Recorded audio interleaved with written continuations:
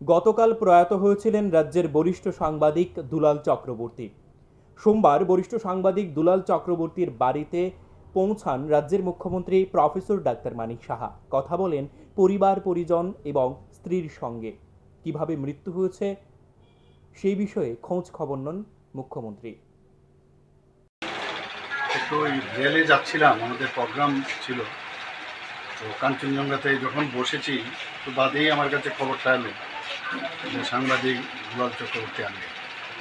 প্রথমে একটু মানে শুনেই যেন একটু মানে মনে হলো যেন একটা আঘাত, সাডেন আঘাত যাকে বলে, এরকম লাগে। কারণ ওনাকে তো আমি দীর্ঘ সময় ধরে আমি চিনি, ছোটোবেলার থেকেই চিনি। সাংবাদিকতা বাদ দিয়েও সাংবাদিক আর মানে পলিটিক্স দুটো একটা আরেকটার সাথে মানে কী বলবো, মানে অঙ্গাঙ্গিভাবেই জড়িত। কিন্তু ওনার সাথে এর আগের থেকে আমার পরিচয়।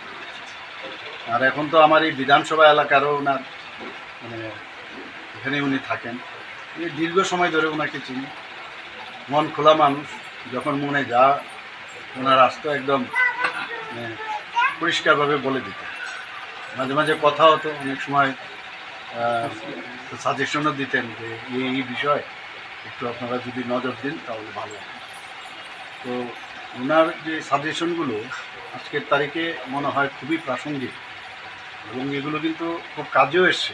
যখন যে কথাটা বলেছে সেইভাবে যখন আমরা এই কাজটা করলাম তখন দেখতাম এটা কিন্তু মানে ইট অ্যাক্টস, ইট ওয়ার্কস। আর কী বলবো, ফ্যামিলির সাথে আজকে দেখা করলাম। আজকে আমি কালকে আসার কথা ছিল, কিন্তু অনেক রাত হয়ে যাওয়া তার আসতে পারিনি। আজকেও প্রোগ্রাম ছিল সকালে, তো ওখান থেকেই সেই প্রোগ্রাম ছিল আরসি ঘাট, তেলিয়ামুড়া হয়ে কয় হয়ে সোজা আমি এখানে চলে এসেছি। কারণ এই সময়ে মানে কী বলবো না, পরিবারের সাথে থাকা উচিত, আমাদের সান্ত্বনা দেওয়া উচিত। সান্ত্বনার কোনো ভাষা নেই।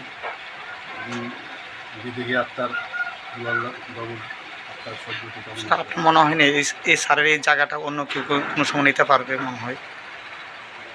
না, দেখুন এখন কি বলবো, কেউ কারোর স্থান দখল করতে পারে না। যে যেরকম তাকে ভগবান উপর থেকে এই কাজের জন্যই পাঠিয়েছে, এবং সেই জায়গায় ফিল আপ করা ভেরি টাফ। আপনারাও সাংবাদিকতার সাথে জড়িত আছেন, আপনারাও নিজেরা বুঝবেন যে চলে যায় এক্স্যাক্টলি ওর মতো হবে না, হয়তো বা অন্যরকম কেউ আসবে, কিন্তু এক্স্যাক্ট এরকম চলে আসবে সেটা কিন্তু আমার মনে হয় না। যারা প্রেসের সাথে যারা যুক্ত বা সাংবাদিকরা আছেন তাদের জন্য একটা অপূরণীয় ক্ষতি।